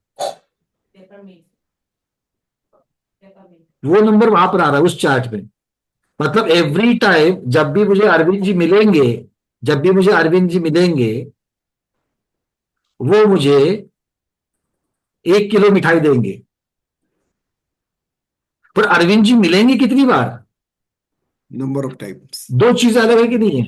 तो ठीक है कितनी ठीक है। नंबर ऑफ टाइम, कितनी नंबर ऑफ टाइम वो अगले वाले चार्ट में बताया है, और हर एग्री मिलेंगे तब कितनी की वृद्धि होगी वो यहां बताया है। Agree agree agree clear. Agree तो एक एग्री। एक, 1 किलो मिठाई पक्का। ओके हो गया जी। चलिए। मतलब ये दो चीजें अलग है, बिल्कुल अलग है। एक ठीक होती है है ठीक है। एम्पलीट्यूड, दूसरी होती है फ्रीक्वेंसी। ये एम्पलीट्यूड है मतलब कितनी चीज दी जाएगी, और वो है कितनी बार दी जाएगी, इस प्रकार से। ठीक है ना। टेक्निकल लैंग्वेज है, एक को फ्रीक्वेंसी कहेंगे, एक को एम्पलीट्यूड कहेंगे। मतलब आपके घर में जो बिजली आती है, जो इलेक्ट्रॉनिक्स इलेक्ट्रिकल समझते हैं उनको समझ में आएगा। भाई बिजली कितनी आती है, 230 वोल्ट की आती है। तो 230 वोल्ट ये उसका एम्पलीट्यूड हो गया। और कितनी फ्रीक्वेंसी से आएगी, 1 सेकेंड में 50 आएगी, 50 हर्ट्ज जिसे कहते हैं। तो हर्ट्ज वाला गणित जो है वो आगे के चार्ट में है, वोल्ट वाला गणित इसमें है। ठीक है। चलिए देखो 3-4 चेहरे तो बिल्कुल खुश हो गए, जिनको इस उदाहरण से समझ में आ गया। क्या है, हमेशा लड्डू बताएंगे तो थोड़ा सा डर रहता है। हाँ जी, अगला प्रश्न संगीता दीदी। तो ये नमस्तु महाराज जी, नमस्तु नमस्तु। तो भैया जी, ये जो कांडक है आपने 3 लिया है, हाँ। हम्म। तो हम्म। ये जो अपना यंत्र है, तो यंत्र में जो रिपीटेशन है, तो रिपीटेशन 1, 2 और 3 ऐसा जो रिपीटेशन आता है, और ये जो अपना कांडक ऐसा 3 लिखा है, तो उससे वो अंक कितना आता है वो मैच नहीं हो रहा है, तो नहीं नहीं इसलिए नहीं, मेरा सुनो। वो क्वेश्चन ये था। देखो, ये वाला जो है, ये टीकाकार ने कांडक को 3 रखा है, हम्म। इसलिए हमने भी 3 रखा समझने के लिए। अब कांडक का अर्थ क्या है, यहाँ पर 3 का अर्थ क्या है, असंख्यात है। संख्या तो 3 का अर्थ असंख्यात है। तो आप जब अंक संदृष्टि की तरफ देखते हो तो आपको वहां पर जो एजम की हुई जो वैल्यू है उसी को दिमाग में रख के चलना है। और जब आप मूल कोष्टक की तरफ आओगे, 81 की तरफ आओगे, तो वो तो फिर अगर देखने के लिए तो सूत्र बार ही देखना पड़ेगा असंख्यात, क्योंकि एक उर्वंक उर्वंक जब आता है तब वो असंख्यात बार हो रहा है, तो 3 तो कुछ भी नहीं उसके सामने। अच्छा। अगर यहां पर मुझे अगर वो वैल्यू रखनी है तो मुझे असंख्यात को मैं असंख्यात मानूंगा तो अंक संदृष्टि में क्या समझ में आएगा। इसीलिए समझने वाली कोई संख्या दे दी, आप 3 की जगह पर 10 रख दो, 50 रख दो, 100 रख दो, तो भी वो असंख्यात से बड़ी तो होगी नहीं, क्योंकि साक्षात में उर्वंक उर्वंक असंख्यात बार हो रहा है। एक पहले कोष्टक में ही असंख्यात बार हो रहा है, ऐसे तो बहुत आगे जाना है। तो इसीलिए वो आपको अलग लगे, इसीलिए आपको दोनों चार्ट को अलग देखना है, अंक संदृष्टि को अलग और एक्चुअल को अलग। एक्चुअल जो है वो असंख्यात असंख्यात वाली बात है, जिसको हम नहीं, क्योंकि मति और श्रुत ज्ञान जो है वो असंख्यात को नहीं जानता है। मति और श्रुत ज्ञान असंख्यात को नहीं जानता है, इसीलिए बीच बीच में यहाँ पर आचार्य भगवान अंक संदृष्टि बताते हैं। अभी क्लियर हो गया, थैंक यू भैया जी। चलिए, यहां तक सबको क्लियर है। हाथ और 2 हाथ है, वनिता दीदी, उसके बाद सुमन सेठी दीदी। भैया ये कांडक +1 क्यों रखा है जो? ये गणित है, अच्छा। ये गणित का है, उसके डिजाइन में घुसना पड़ेगा कि ये ऐसा क्यों। ठीक है ना। चलिए, क्योंकि वो ये भी आ जाएगा, इसको जो गणित के सूत्र जब सिद्ध किए जाते हैं तो वो सिद्ध करने के लिए जिस प्रकार के सूत्र उसके पहले आते हैं उन सूत्रों की वजह से आएगा। अगर आप उसको कोष्टक की अपेक्षा से देखोगे तो आप रिपीटेशंस को देखोगे और किसी दूसरे के साथ संबंध लगाना है तो वहां पर +1 लगाते हैं, जैसे +1 -1 ये शब्द लगाते हैं, है ना। जैसे इसका उदाहरण मैंने पहले भी दिया था कि 2 अंक और 17 अंक, इसके बीच में कितने अंक है, इसके लिए। कांडक तो असंख्यात हो गया, कांडक का मतलब असंख्यात मान लो, असंख्यात +1 होगा क्या अभी? हाँ, असंख्यात +1। और ये भी असंख्यात अकेला असंख्यात नहीं है, आपको सूक्ष्मता में गहराई में उतरना पड़ेगा। सूच्यंगुल का असंख्यात प्रभाव, फिर गहराई में उतरना, सूच्यंगुल कौन सा, प्रमाणांगुल वाला। ठीक है। चलिए, और जब +1 और -1 ऐसी चीजें होती है वो गणित के सूत्र की अपेक्षा से होती है, ये पक्का पकड़ लेना। ठीक है ना? चले सुमन दीदी, फिर हेमांगी दीदी। भैया जी वंदना। भैया जी ये एक षट स्थान में कुल 1024 बार वृद्धि हुई, तो एक जीव को होती है ये वृद्धि तो एक ही बार में होती है या एक भाव में होती है या कितने ही भाव में होती है ये? इसको समय की कोई पाबंदी नहीं है, ये एक समय में भी हो सकती है, एक भाव में भी हो सकती है, 10-15 भाव मिलकर के भी हो सकती है। तो एक जीव को ऐसा नियम है क्या कि 1024 बार ही वृद्धि होगी? नहीं नहीं, 1024 को नहीं, ये अंक संदृष्टि मतलब क्या है, ये उदाहरण आपको दिया गया है, साक्षात में 1024 का कोई संबंध नहीं है। हम बार बार यही बात बता रहे हैं, जिनको अंक संदृष्टि समझ रहे हो इस प्रकार से समझना, ये आपको समझने के लिए उदाहरण दिया है। अगर ये नहीं देते तो क्या आप सिर्फ समझ पाते पूर्व प्रमाण गुना कांडक +1, उसको अनुभूति कर पाते, उसका अनुभव कर पाते, उसका कुछ तो अनुभव होवे, इसीलिए वो अंक संदृष्टि हमेशा देते हैं। ठीक है दीदी? ठीक है। चलिए हेमांगी दीदी। हाँ, नमोस्तु आचार्य श्री वन्ना भैया। मतलब हमारा भी यही प्रश्न था कि 1024 बार, मतलब जहां से बिगिनिंग किया था वहां से 1024 बार तक वृद्धि होगी, वही मतलब है ना? एक षट स्थान में, हाँ, एक स्थान में 81 कोठों में मिलकर के, हाँ बस वही। ठीक है भैया। ऐसे 81 को असंख्यात लोक प्रमाण लगाओगे तब जाकर के पर्याय समास ज्ञान पूर्ण हो जाएगा, अनक्षरात्मक से अक्षरात्मक में आएंगे। जी भैया जी। ठीक है, चलिए अब यहां तक की बातें आपके समझ में आ गई है, हम चलते आगे। अब यहां से आगे एक षट स्थान की कुल वृद्धियां बताई, अब आगे बता रहे हैं। अभी 1024 जो हमने किया था वो यही के यही हम लोगों ने टोटल गिन करके किया, किंतु आचार्य भगवान कहते ऐसा नहीं है। एक षट स्थान में कुल वृद्धियों का जोड़ कितना होता है? 1024 तो आपने अंक संदृष्टि से बनाया, पर सूत्र की अपेक्षा से कितना होता है? प्रश्न समझ में आ गया? 1024 तो आपने वहां पर गिनती बड़ी इजी थी, आपने जोड़ करके बता दिया, पर वो 1024 तो अंक संदृष्टि से समझ में आ गया, किंतु जो सूत्र में था, उस सूत्र में था, उस सूत्र को हम लोग पूरा कितना है एक्चुअल में, प्रत्यक्ष में कांडक की अपेक्षा से कितनी कुल वृद्धियां होती है, ये बताने के लिए अगला सूत्र है सूत्र क्रमांक 330। सव समासो नियम रुवाहीय कंडयस्वर्गस। आवाज बोला यहाँ पर। हाँ, सव समासो नियम रुवाहीय कंडयस्वर्गस वेन्दस्य संवग्गो होदितिजिने हिनेधिठम। वो कहते हैं सव समासो, सर्व वृद्धियों का जोड़ नियम से कितना होता है? रुवाहीय कंडयस, एक अधिक कांडक के वर्ग, वग्रस वर्ग करो और फिर विंदस मतलब घन करो, तो उनको परस्पर गुणा करने से जितना होता है उतना जिनेन्द्र भगवान ने कहा है। तो किसी भी चीज के वर्ग को उसी चीज के घन से जब गुणा करते हैं तो क्या मिल जाता है? क्या मिल जाता है गणित वाले बताओ? अगर 2 को 2 का वर्ग गुना 2 का घन क्या मिल जाएगा? स्मिता दोषी दीदी क्या मिल जाएगा? अंगुल भैया, अंगुल। हाँ, म्हणजे 3 वेळा घ्यायचं ना, 3 वेळा घ्यायचं असं। नहीं, एक मिनट, गणित की अपेक्षा से अब अंगुल को छोड़ दो। 2 का वर्ग गुना 2 का घन इक्वल टू 2 का क्या आएगा? 2 का वर्ग 4 आएगा। हमें 2 का वर्ग गुना 2 से नहीं दे, आप गणित को समझ लो पहले। दीपा दीदी, भैया 2 का पंचम आएगा, बहुत बढ़िया। पंचम देखो होगा आपको अगर गणित दिया गया है a² इंटू a⁻³ a³, तो उत्तर कितना आएगा? ये सूत्र है गणित का, a का वर्ग गुना a का घन करेंगे, a दोनों जगह पर है और गुणाकार है, तो इसका सूत्र क्या है? a⁻² + 3। तो जो घात है ऊपर के उनकी जमा होती है, उनका कुल जोड़ हो जाता है। ठीक है, तो बेस वही रहता है और ऊपर का जो घात है उसका उसकी जमा हो जाती है, उसकी कुल हो जाता है, बेरीज होती है उसकी। तो इसीलिए यहां पर क्या आ गया? कांडक अधिक 1 का स्क्वायर इंटू कांडक अधिक 1 का क्यूब इज इक्वल टू कांडक अधिक 1 का 5 पांचवा घात, ठीक है, ये आ जाता है, ये यहां पर कह रहे हैं। तो एक शत स्थान में वृद्धियों की कुल संख्या कांडक अधिक 1 इसका पांचवा घात। अब इसको और सिंप्लीफाई करो, कांडक कितना है, सूच्यंगुल का असंख्यातवा भाग। तो सूच्यंगुल का असंख्या नहीं, वो दीदी वो 3 वाला अंक संदृष्टि में लेंगे हेमांगी दीदी, अभी तो पहले सूत्र को सिंप्लीफाई कर रहे हैं।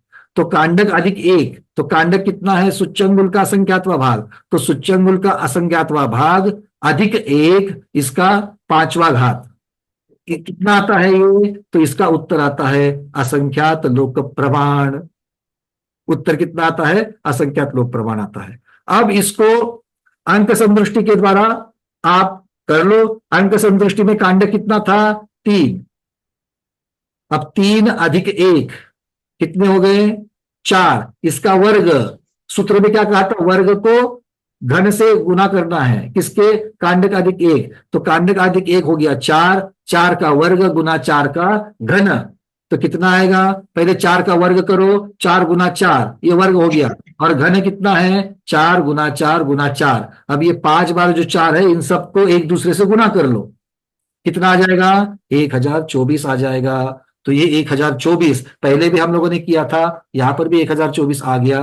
तो ये सूत्र की अपेक्षा से, मतलब पूरे एक शतस्थान वृद्धि में टोटल कितनी वृद्धियां हैं कहने के लिए, मोटा मोटी तो शतस्थान है, मोटा मोटी में तो स्थूल रूप से शतस्थान वृद्धि कहेंगे, और सूक्ष्म रूप से कितना कहेंगे, कांडक अधिक 1 का पांचवा घात, इतनी बार वृद्धियां होती है ये कहेंगे।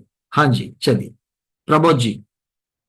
मतलब इसको नीचे जो फॉर्मूला लिखा अलग अलग, तो इसको एक साथ क्यों नहीं लिखा, मेरा मतलब ये है इसको पहले से ही, मतलब क्या इसको दोनों दो अलग अलग किए हैं, कांडक प्लस 1 का स्क्वायर इंटू कांडक प्लस 1 का। हाँ, इसका है क्यों, क्योंकि इसके लिए आपको हर एक लाइन का निकालते जाना है, हर एक लाइन में इसके अगर आपको चाहिए तो टीकाकार ने किया है, पर वो बहुत विस्तार गणित हो जाएगा, इसलिए हमने उसको नहीं रखा यहाँ पर। विस्तार गणित कैसे है, वो एक कोठे के बाद में कितना वृद्धि हुई, 2 कोठे के बाद, फिर जाकर के एक लाइन के बाद, दूसरी लाइन के बाद, ऐसा निकालते निकालते निकालते 9 लाइन का उन्होंने निकाल दिया, और 9 लाइन का जोड़ कर करके कितना आता है, तो उसके लिए उन्होंने जो लॉजिक्स लगाया है वहां पर उसको, उस सूत्र को फिर मल्टीप्लाई करते हुए आएंगे तो एक वर्ग और एक घन मिल जाता है और उसका गुणाकार होता है, इसलिए उन्होंने उस प्रकार से रखा है। ठीक। मतलब जिस तरीके से पहले वाले सूत्र को उन्होंने आगे चल करके सूत्र का विस्तार किया है, उस अपेक्षा से ये उनको मिल गया, इसलिए उन्होंने इस प्रकार से रखा, और गाथा में भी यही शब्द लगाया उन्होंने। ठीक है, ठीक। चलिए, हाँ जी, अंजलि जैन दीदी बोलिए, अनम्यूट किया है।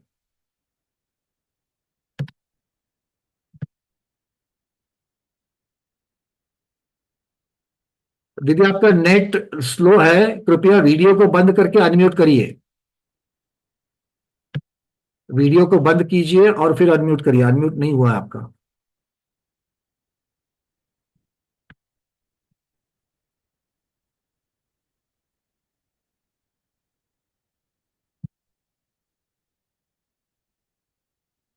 मैं आपका नेट काफी स्लो क्योंकि नहीं हो रहा है, वीडियो बंद कर दीजिए और अनम्यूट कीजिए। चलिए, और मीनवाइल किसी को और को है क्या, नहीं तो फिर आप चैट में डाल दीजिए प्रश्न आपका। और किसी को प्रश्न है? हाँ हेमांगी दीदी बोलिए। अंजलि दीदी आप ट्राई करते रहना। हाँ भैया, तो फिर ये जो गाथा नंबर 329 है और 330 है, उसमें दोनों में किस अपेक्षा से भेद पड़ता है? 329 और 330 में, 329 में उन्होंने सूत्र बताया एक वृद्धि से दूसरी वृद्धि की अपेक्षा से जी। 329 में उन्होंने एक वृद्धि से दूसरी वृद्धि की अपेक्षा से हर एक वृद्धि में कितना होता है ये बताया, और कुल जोड़ जो है वो 330 में बताया। अच्छा, 329 में इंडिपेंडेंट बताया और 330 में टोटल बताया। जी जी भैया, ठीक है।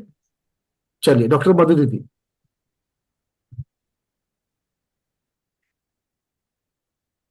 नमोस्तु गुरुदेव, वंदना भैया जी।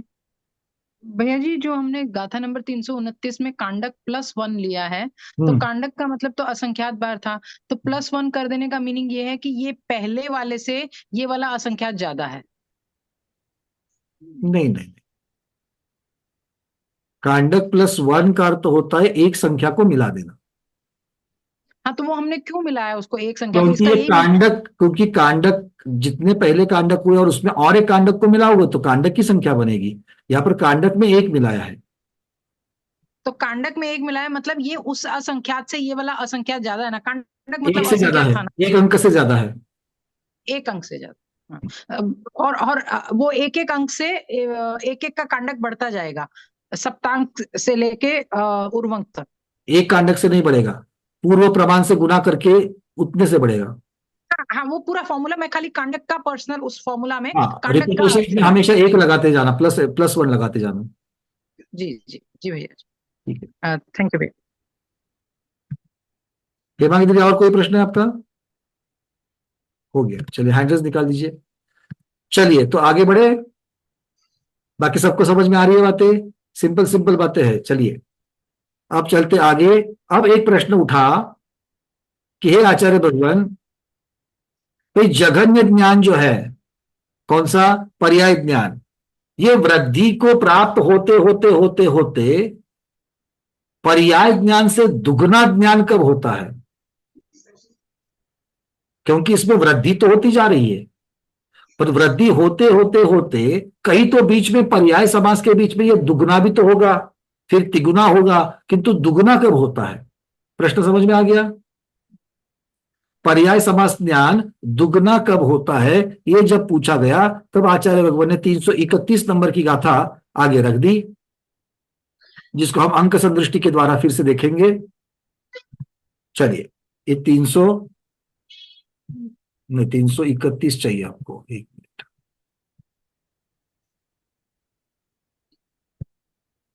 हाँ, ये गाथा, जिसका भी माइक खुला है कृपया बंद कर दीजिए। उक्कस्य संख्यमेत्तम तत्ति चौत्तेकदाल छ पन्नम सत्त दशमं च भागम गंतु नयलद्दि अक्षरम दुगुणम। अब यहां पर ये बहुत ही क्लिष्ट विषय है गणित का। आचार्य भगवान इसको 3 प्रकार से समझा रहे हैं। आचार्य भगवान इसको 3 प्रकार से समझा रहे हैं। कैसे? एक स्थूल रूप से, एक मध्यम रूप से और एक सूक्ष्म रूप से। ठीक है, इसका अर्थ क्या होता है? अगर आपको, जब भी आप स्कूल कॉलेज में थे तब एक सर्कल, मंडल का, आपको जब भी पेरीमीटर निकालना होता था, परिधि निकालनी होती थी, या फिर मतलब उसको व्यास, उसका क्षेत्रफल निकालना पड़ता था, तब आप एक पाई नाम की एक कीमत लगाते थे, है ना? याद आ रही है आपको पाई? इस पाई की कीमत कितनी थी? जो पुराने हमारे साथी है वो 22 सप्तमांश कहेंगे, है ना? ज्यादातर 22 सप्तमांश कहेंगे, हमने भी वही पढ़ा। किंतु उसके आगे जिन्होंने पढ़ा है 10-15 वर्ष के बाद में, वो क्या कहेंगे? 3.14, 3.14 कहेंगे, है ना? इसको भी हाँ कहने वाले बैठे हुए हैं, अच्छी बात है। तो 22 सप्तमांश करो आप, 22 को 7 से भाग लगा दो, कितना उत्तर आता है? अब लगाते चलो लगाते चलो लगाते चलो लगाते चलो, वो 3.14 में नहीं रुकेगा, वो 3.13 के आगे और भी नंबर आएंगे, तो उन्होंने फिर उसको राउंड ऑफ करके 3.14 में रखा, जिसको राउंडिंग ऑफ कह दिया, है कि नहीं है? तो ऐसे ही है, जिसको 22 सप्तमांश समझता है उसके लिए 22 सप्तमांश की भाषा, जिसको 3.14 समझता है उसको 3.14 की भाषा, और तीसरा बहुत ही तल में घुस करके पूछने वाला है तो उसके लिए बोलते फिर वो 3.13, 0, 8, 9, 4, 5, 6, 7 पूरा वहां तक लेके जाएंगे, मतलब डिटेल्स में बताएंगे। ठीक है, तो हमेशा आगम में 3 प्रकार की पद्धति पाई जाती है, स्थूल कथन, मध्यम कथन, सूक्ष्म कथन। तो ये तीनों भी आचार्य भगवान यहां पर बता रहे हैं। हम लोग कौन सा सीखेंगे? बहुत सही, स्थूल सीखेंगे, ठीक है ना? अगली बार जब गोमट सर जीवकांड होगा तब, क्योंकि पिछली बार तो लिया ही नहीं था ये सूत्र, तो इस बार कौन सा पढ़ेंगे? स्थूल पढ़ेंगे। अरे ठीक है भाई, कोई बात नहीं, स्थूल ही पढ़ेंगे। ठीक है, चलिए आचार्य भगवान गाथा कर रहे हैं यहां पर स्थूल प्ररूपना में। क्या है? उत्कृष्ट संख्यात मात्र।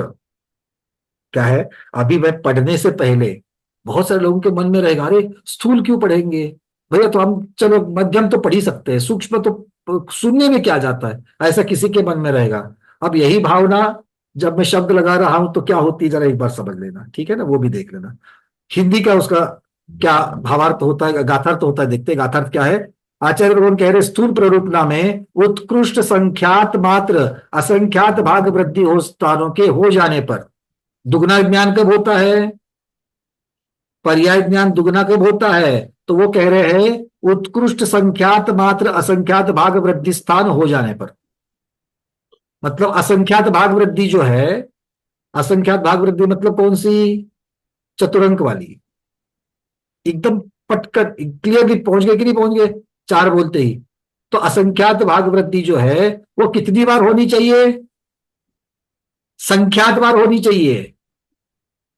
संख्यात बार मतलब 2, 4, 8, 12, 100, तो 100, 500, लाख, करोड़, कोड़ा कोड़ी, ये सब संख्यात में है। कौन सा संख्यात? आचार्य भगवान कह रहे उत्कृष्ट संख्यात। उत्कृष्ट संख्यात कितना होता है, कोई बताएगा? किसी को याद आ रहा है? गणित वाले? अरे गणित की पीडीएफ आपको कब के और कितनी बार भेज चुका हूं। हाँ भाई, उत्कृष्ट संख्यात कोई 50 अंक वाला मत बोलना मेरे को।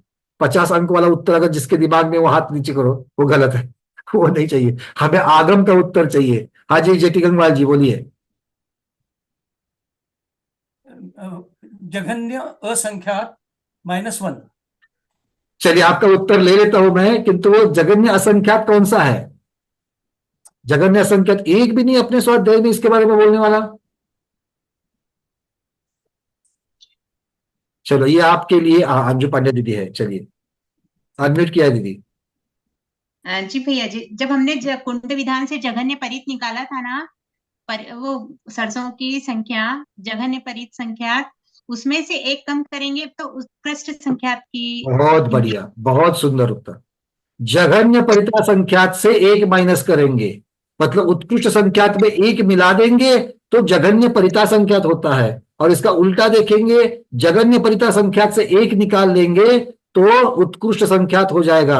और आगे उन्होंने बहुत सुंदर बताया 4 कुंड वाला, क्योंकि इसको ये जघन्य परिता संख्यात निकालने के लिए 4 कुंड वाली शलाका कुंड आदि की ये कुंड वाली जो प्रक्रिया है वो कुंड वाली प्रक्रिया। अरे भाई गणित की पीडीएफ पढ़ी कि नहीं पढ़ी?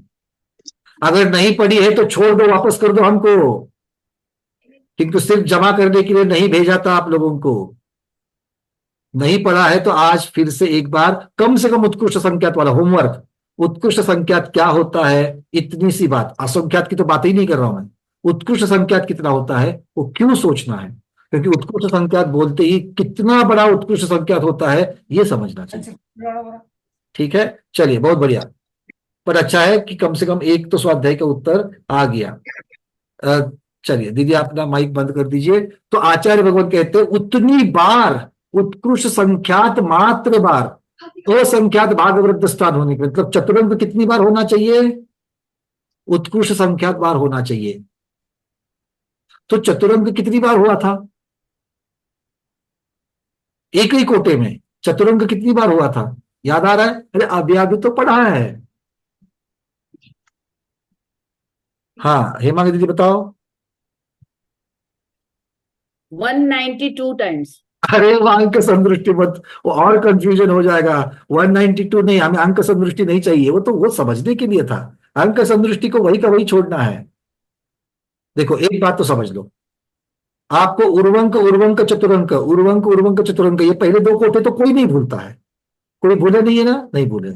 तो उर्वंक उर्वंक चतुरंक मतलब पहला उर्वंक असंख्यात बार होने के बाद पहला चतुरंक हुआ, फिर दूसरे कोठे में चले गए, वहां पर उर्वंक की असंख्यात बार होने के बाद में दूसरी बार चतुरंक हुआ कि नहीं हुआ? हुआ।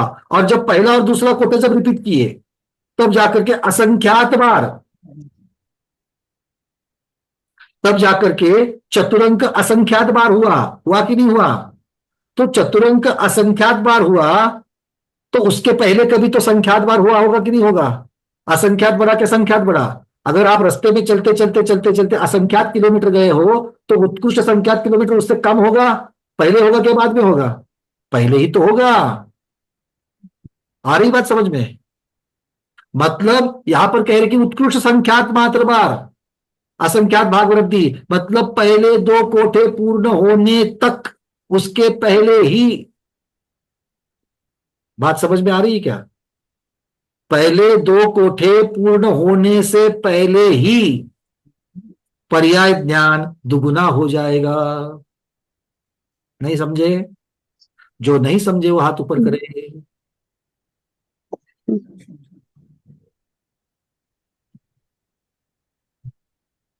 जो नहीं समझे वो हाथ ऊपर करे। चलो, हाँ, स्मिता दोषी दीदी से शुरुआत करते हैं।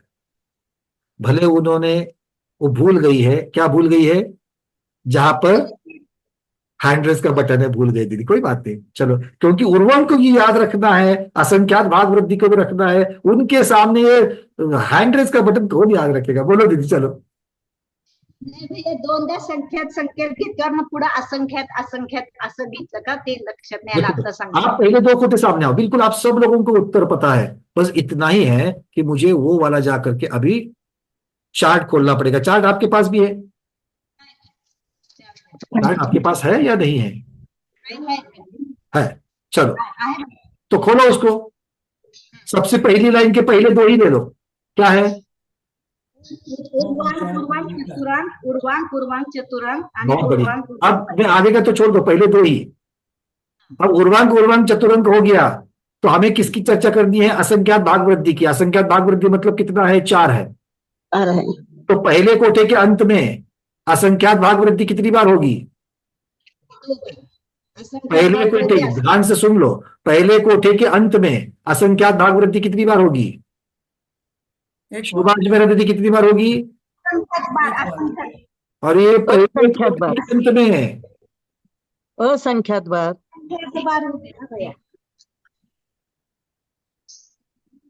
पहले कोठे के अंत में असंख्यात भाग वृद्धि चतुरंक कितनी बार होगा? संख्यात बार हो गए। कैसे होगा बता तो दो। प्रतिभा जैन दीदी बोल रही है 1 बार होगा। अब सविता दीदी बोल रही है 1 बार होगा। कल्पना दीदी बोल रही है 1 बार होगा। स्मिता दोषी दीदी असंख्यात बार कैसे? वनिता दीदी 1 बार, गंगवाल जी 1 बार, सब लोग 1 बार बोल रहे हैं। उर्वांक पूर्वांक म्हणजे असंख्यात बार, परत इसका क्या करना है? हमको चाहिए चतुरंक, असंख्यात भाग वृद्धि पहले कोटि के अंत में 1 बार हो गया। तो फिर हम आपको आम मांग रहे हैं और आप हमको संतरे दे रहे हो, चलेगा क्या? अब ऐसा समझना कि हम हैं सब्जी वाले और आप आ गए हमारे पास सब्जी लेने, और आप बोल रही है भैया, और आप आम के टोकरी की तरफ हाथ दिखा करके बोल रही है भैया आम दे देना, और मैं तोड़ रहा हूं संतरे, क्या होगा आपका? चलेगा? नहीं चलेगा ना। हाँ, मेरी हालत वही हो गई कि मैंने तो आम को आम सिखाया, यहाँ पर संतरे क्यों आ रहे हैं, और वो भी 2 दिन में। अरे बाप रे, इसका मतलब है 4 दिन के बाद तो तरबूज बन जाएंगे। नहीं ना, नहीं बनेंगे। बहुत अच्छी बात है। चलिए, सबको समझ में आ गया। पहले कोटे के अंत में असंख्यात भाग वृद्धि 1 बार हो गई। दूसरे कोटे के अंत में, रिपीटेशन के पहले दूसरे कोटे के अंत में असंख्यात भाग वृद्धि, वो भी 1 बार हो गई, है ना। अब वो 1 हो गई। अब चूंकि पहला और दूसरा कोठा समान है कि नहीं है? है। उसको आप कितनी बार घुमाओगे? असंख्यात बार। अब कांडक बार बोल दो, असंख्यात बार बोल दो, कुछ भी बोल दो। असंख्यात बार उसको करोगे और असंख्यात बार उसको घुमाने के बाद क्या होगा?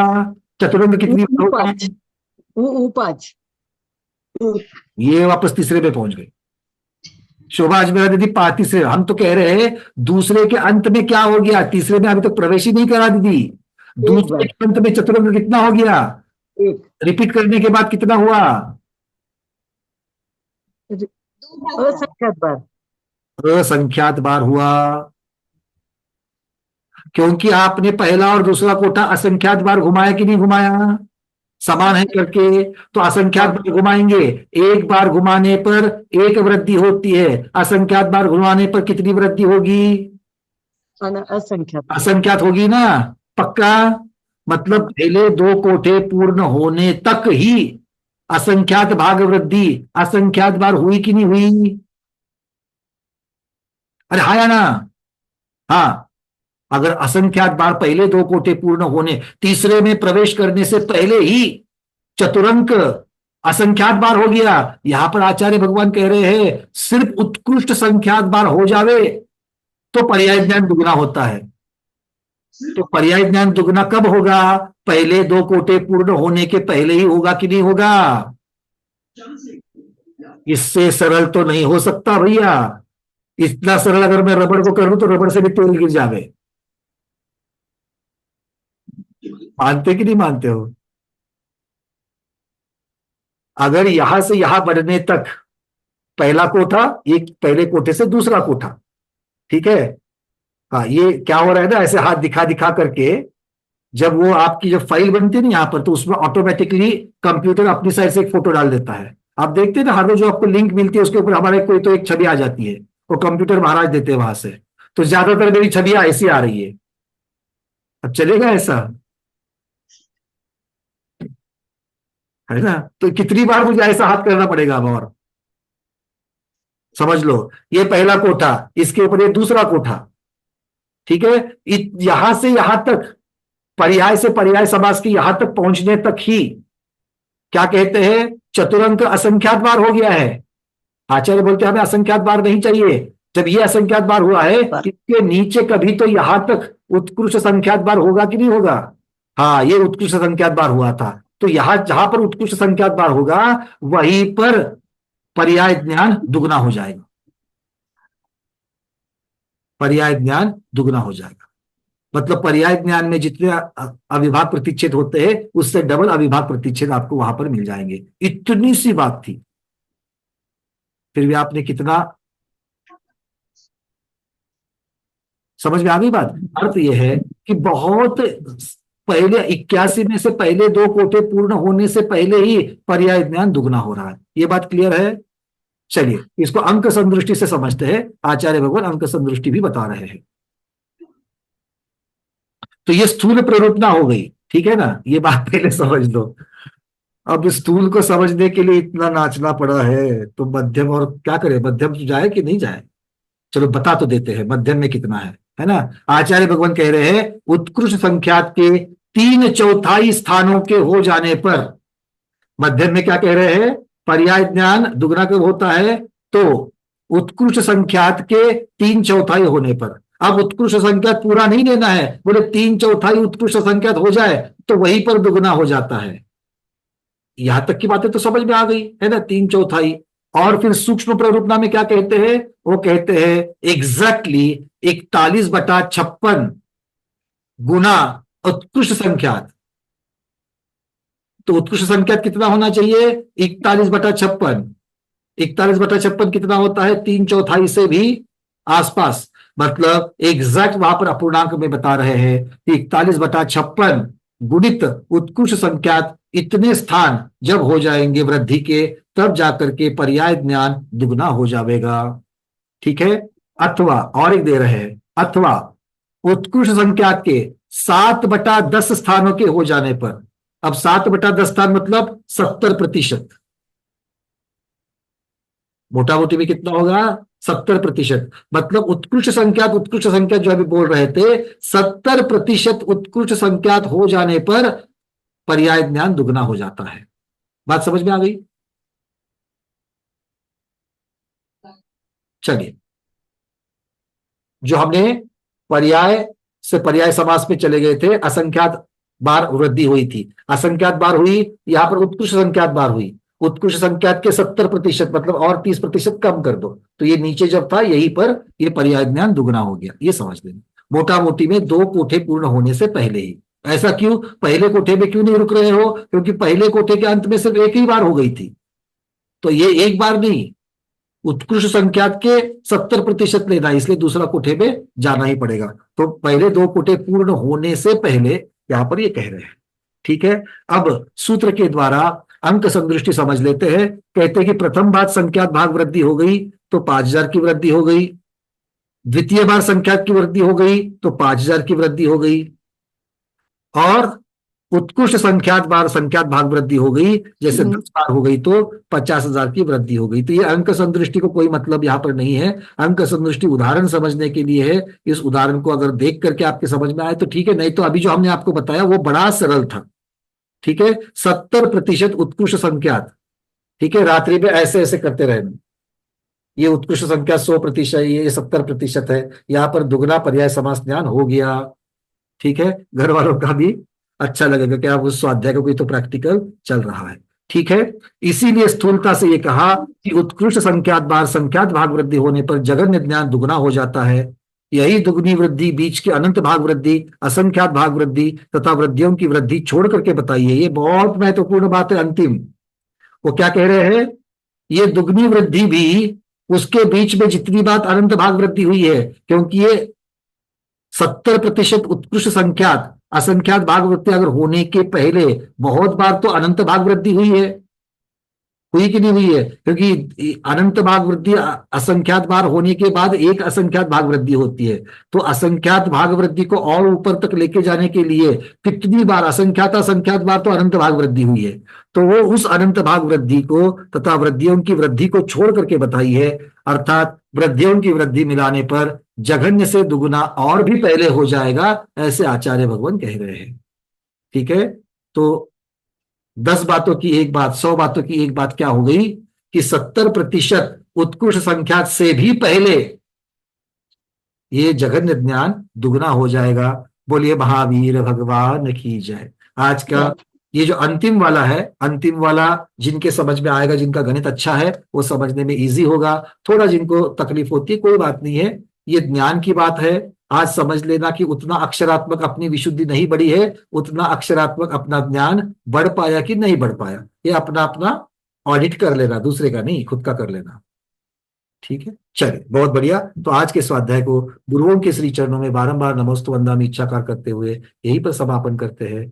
जैनम जयतु शासनम, जैनम जयतु शासनम, जैनम जयतु शासनम।